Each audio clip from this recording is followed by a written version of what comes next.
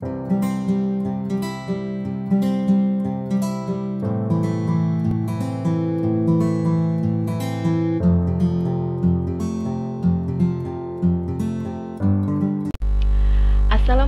warahmatullahi wabarakatuh. Halo siswa-siswi kelas 12, bagaimana kabarnya? Semoga sehat selalu ya. Dan ini juga mungkin semakin siap ya untuk ujian sekolahnya. Di sini kita akan kembali melanjutkan ya pembahasan mengenai soal ujian sekolah untuk mapel PPKN. Kemarin kita sudah membahas sampai nomor 15. Kita akan lanjutkan 10 soal selanjutnya. Kita akan mulai dari nomor 16. Demokrasi telah dijadikan sistem politik yang dianut oleh sebagian besar negara di dunia.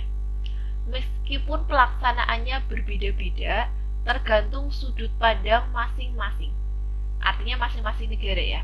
Klasifikasi demokrasi yang menjunjung tinggi persamaan dalam bidang politik tanpa disertai upaya untuk menghilangkan kesenjangan di bidang ekonomi merupakan klasifikasi demokrasi menurut ini adalah materi mengenai demokrasi ada di kelas 11 ya.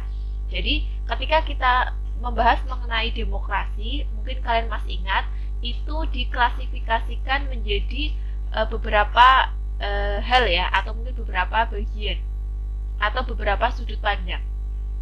Nah, yang pertama itu adalah demokrasi menurut titik berat perhatiannya ya.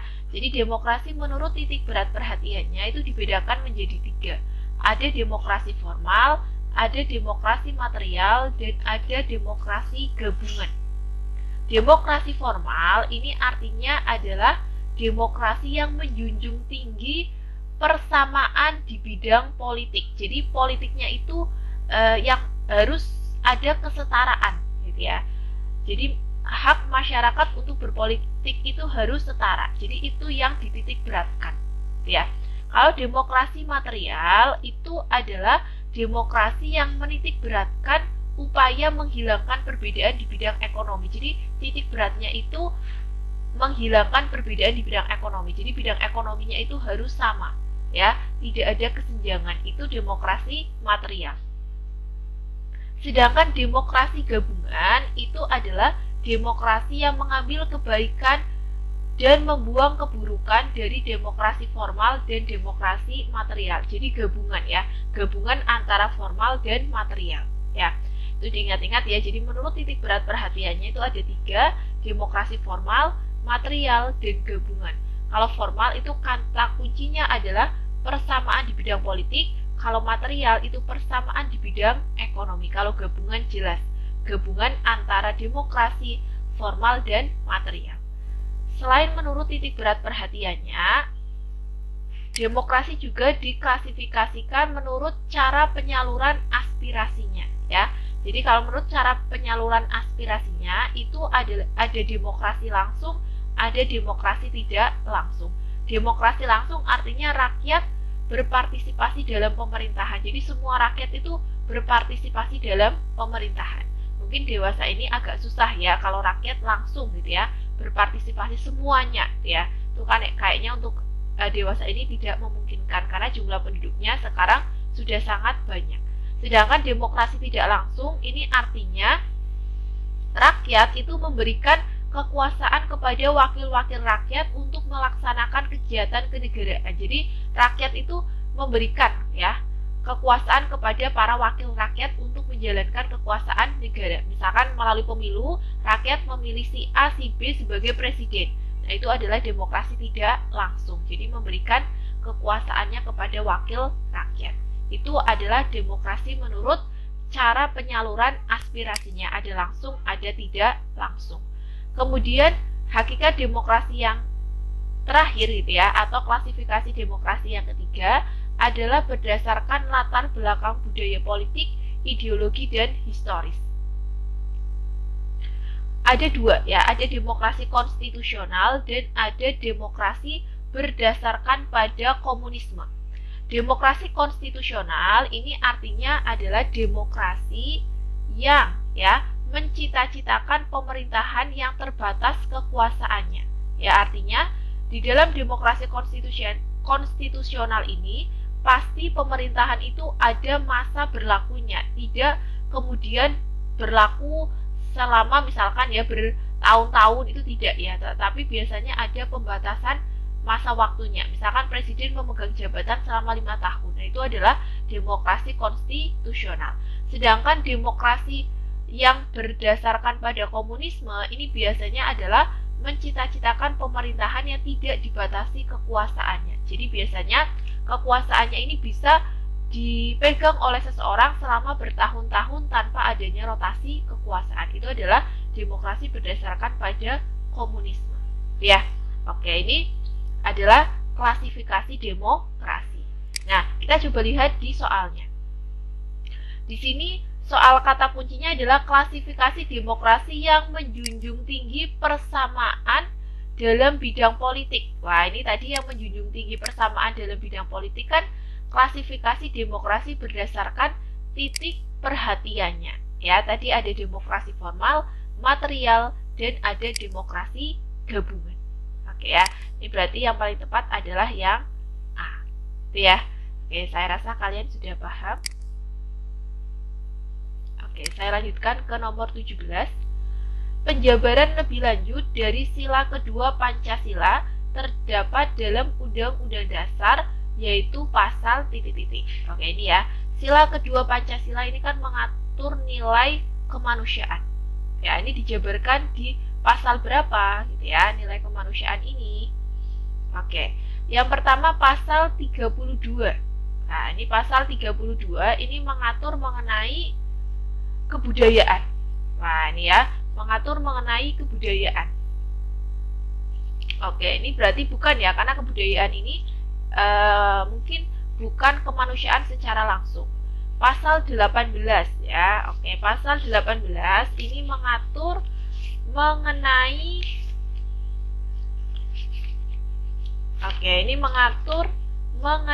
pemerintahan daerah. Ini juga bukan nilai kemanusiaan ya. Oke, ini terkait dengan pemerintahan. Sedangkan pasal 35 ini mengatur mengenai bendera. Ini juga bukan ya. Oke, berarti jawabannya bukan dalam bentuk pasal ya. Jadi dianalisis dulu. Bukan dalam bentuk pasal. Coba pembukaan alinea 1. Oke. Pembukaan alinea 1.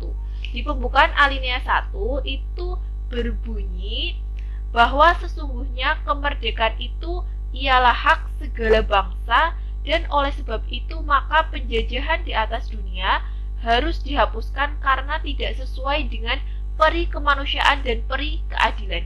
Nah, sila kedua ini tadi mengandung nilai dasar kemanusiaan. Maka yang paling tepat adalah itu sesuai dengan Undang-Undang Dasar, khususnya di pembukaan alinea 1 gitu ya, karena ada kata-kata peri kemanusiaan.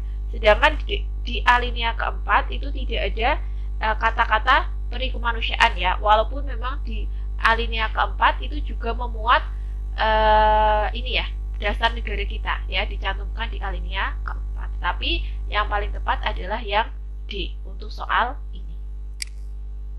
Oke, saya lanjutkan.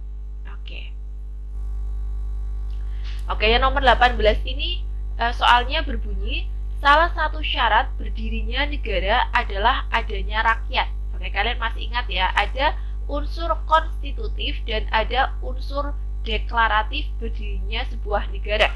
Unsur konstitutif ini adalah yang wajib dipenuhi, seperti adanya wilayah, adanya rakyat, dan adanya pemerintahan yang berdaulat. Sedangkan unsur deklaratif itu adalah yang berisi tentang pengakuan kemerdekaan dari negara lainnya. Deklaratif ini tidak wajib ya. Oke, tapi yang wajib dipenuhi adalah yang konstitutif dulu ya.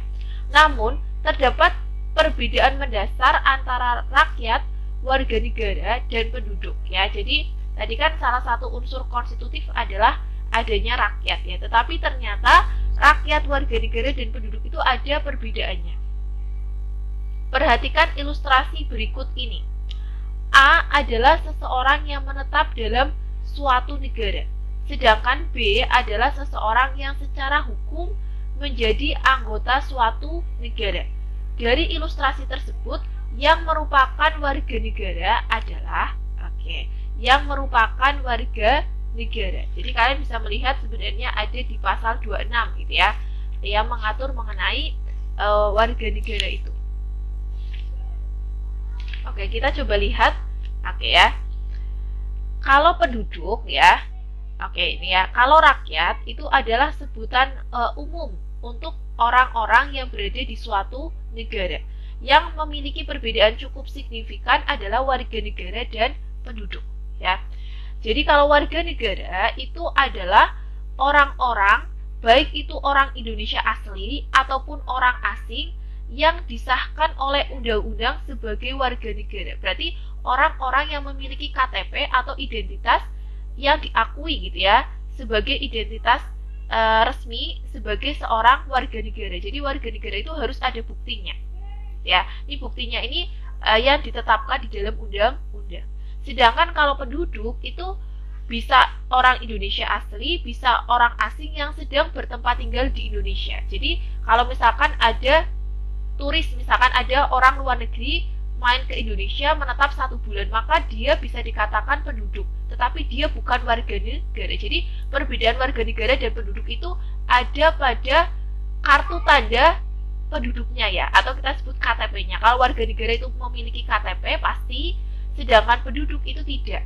Ya, penduduk itu ya artinya bukan tidak memiliki ya, tetapi penduduk itu bisa dia itu orang Indonesia yang punya KTP, dan juga bisa orang asing yang dia tidak punya KTP tetapi dia sedang berada di Indonesia, ya. Nah, itu bedanya di situ. Maka kalau ilustrasi ini kan A menetap di suatu negara, sedangkan B adalah orang yang secara hukum menjadi anggota suatu negara. Nah, kata kuncinya warga negara tadi kan yang memiliki identitas gitu ya, yang diakui oleh undang-undang. Maka yang menjadi warga negara adalah yang B ya. Sedangkan A ini adalah penduduk karena dia hanya menetap saja tapi tidak memiliki identitas dari negara yang ditempati itu ya. Oke, itu ya, itu perbedaannya. Oke, saya rasa sudah cukup jelas. Kita lanjutkan ke nomor 19.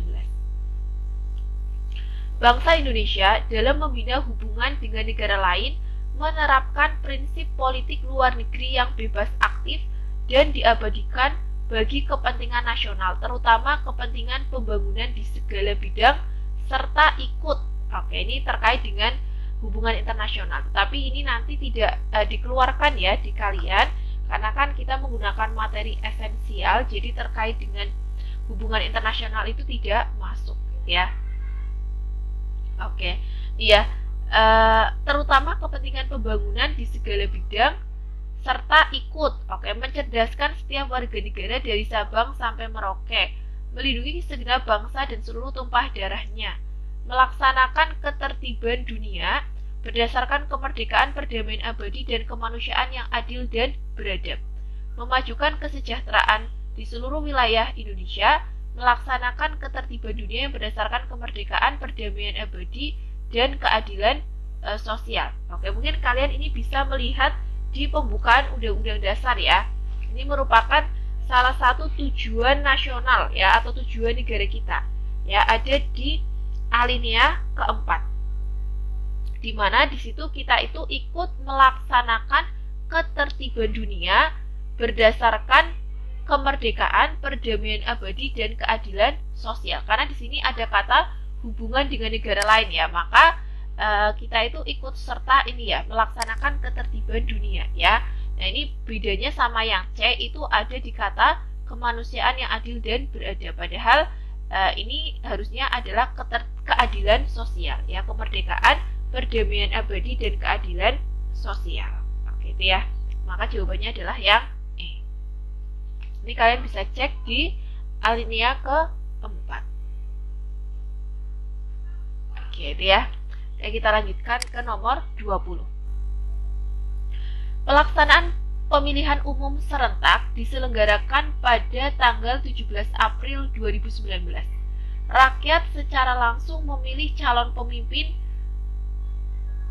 secara langsung, umum, bebas, rahasia, jujur, dan adil, atau kita singkat dengan Nuberjurdil.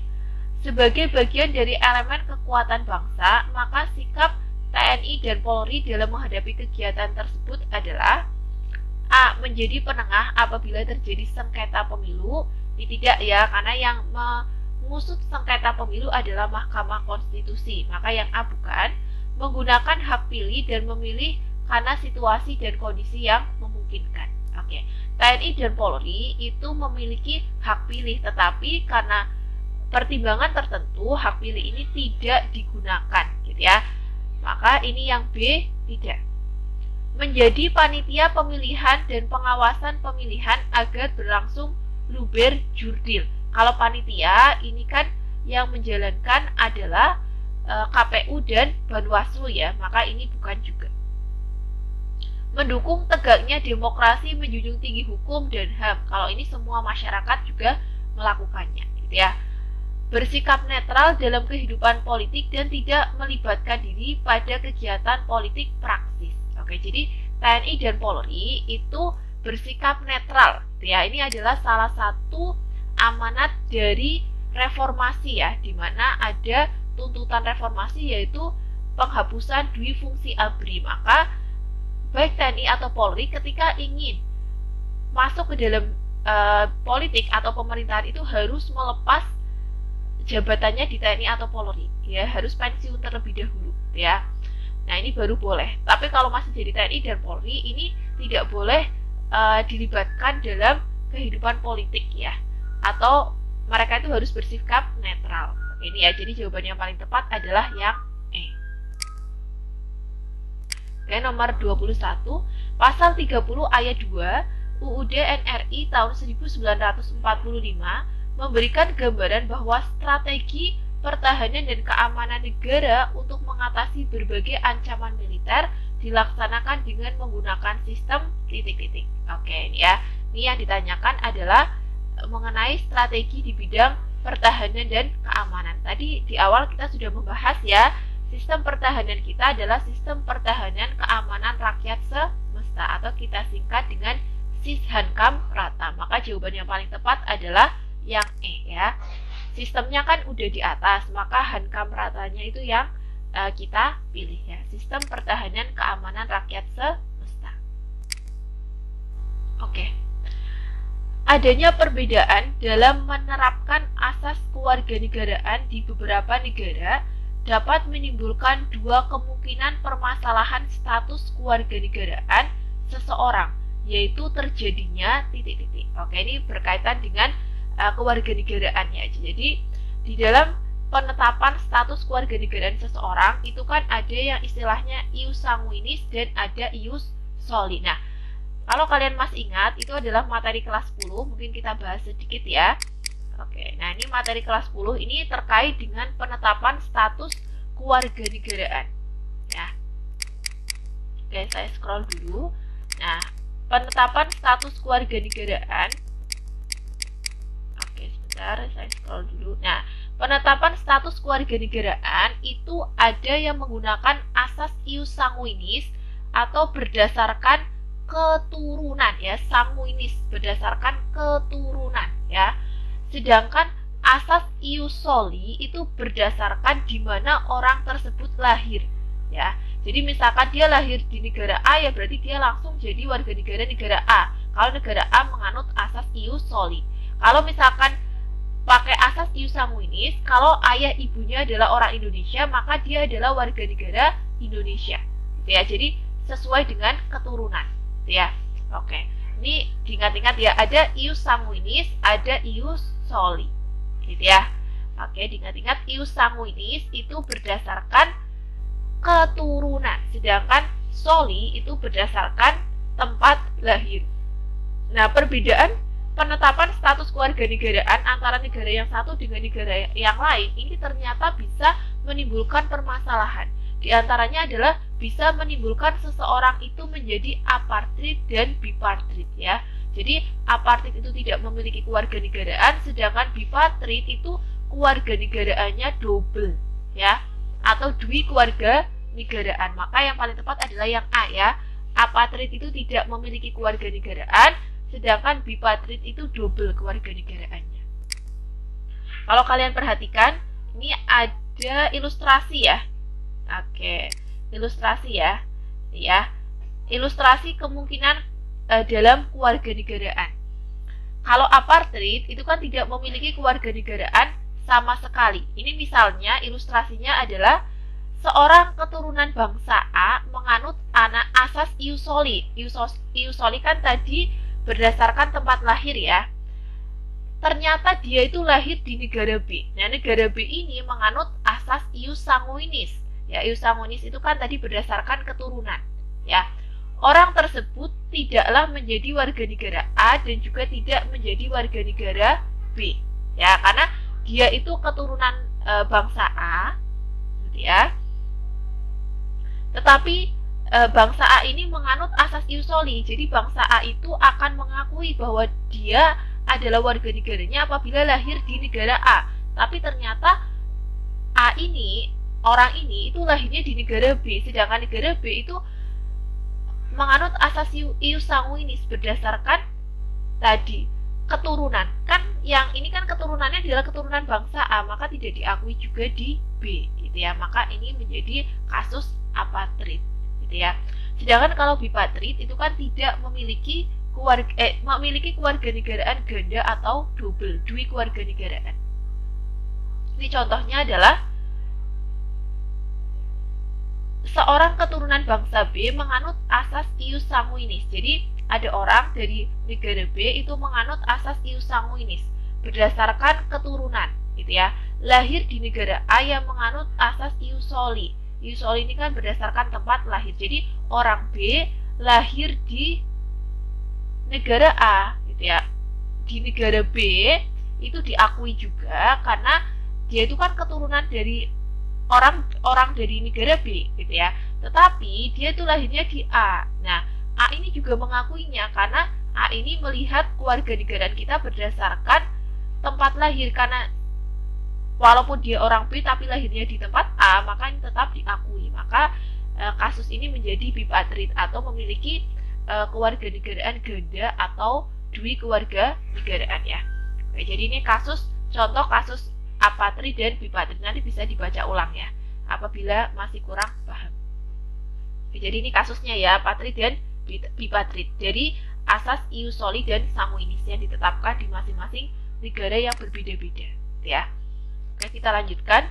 Berdasarkan pasal 18A ayat 1 Undang-Undang Dasar 1945 disebutkan bahwa hubungan kewenangan antara pemerintah pusat dan pemerintah daerah provinsi, kabupaten, dan kota atau antara provinsi dan kabupaten dan kota diatur dengan undang-undang dengan memperhatikan. Oke, ini kalian harus tahu ya isi dari pasal 18 ayat 1, 18A ayat 1 gitu ya.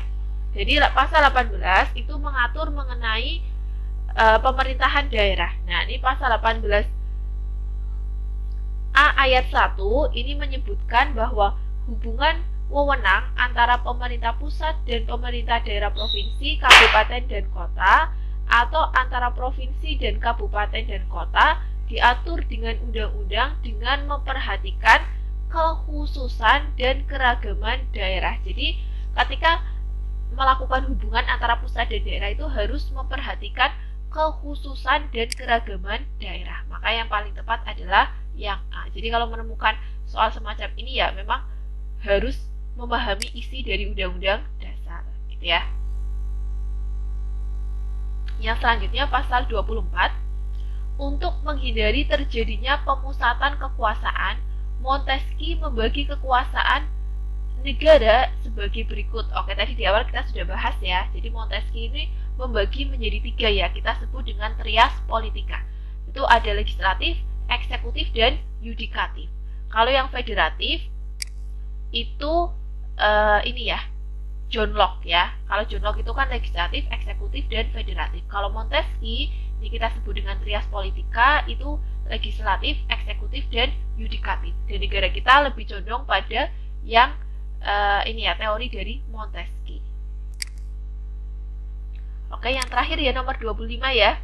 Oke, apabila terjadi ketidakpuasan pada hasil pelaksanaan pemilu, maka pihak yang tidak puas lapor kepada, oke, jadi ini apabila ada pelaksanaan pemilu, ini kan biasanya ada pengajuan banding ya, mungkin terkait dengan perhitungan suara dan lain sebagainya. Tadi sudah kita bahas di awal, yang menyelesaikan sengketa hasil pemilihan umum itu adalah Mahkamah Konstitusi.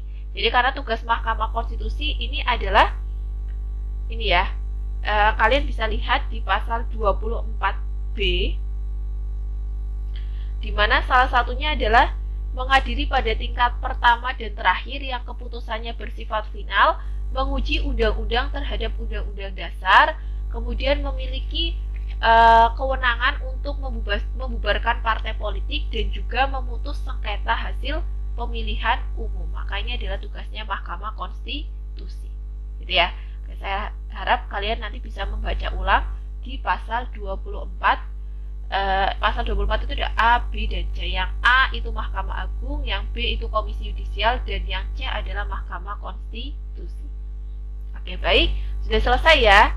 Oke, nah nanti semoga ini bisa bermanfaat, memberikan bekal kalian untuk persiapan ujian sekolah. Ya soalnya nanti kurang lebih ya dibolak-balik ya seperti itu ya. Tetapi nanti mungkin luas cakupannya berbeda-beda ya. Nah ini kalian bisa mereview kembali materi-materinya. Kalau kalian sudah punya landasan materinya, soalnya dibikin dalam bentuk apapun, saya rasa kalian bisa menjawab dengan benar ya.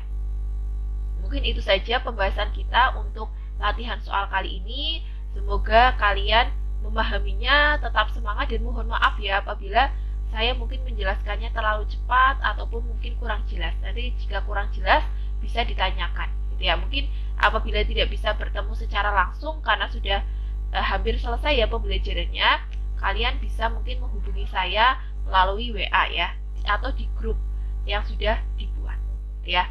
Oke, terima kasih, sampai jumpa, semoga sukses ujian sekolahnya. Mohon maaf, wassalamualaikum warahmatullahi wabarakatuh.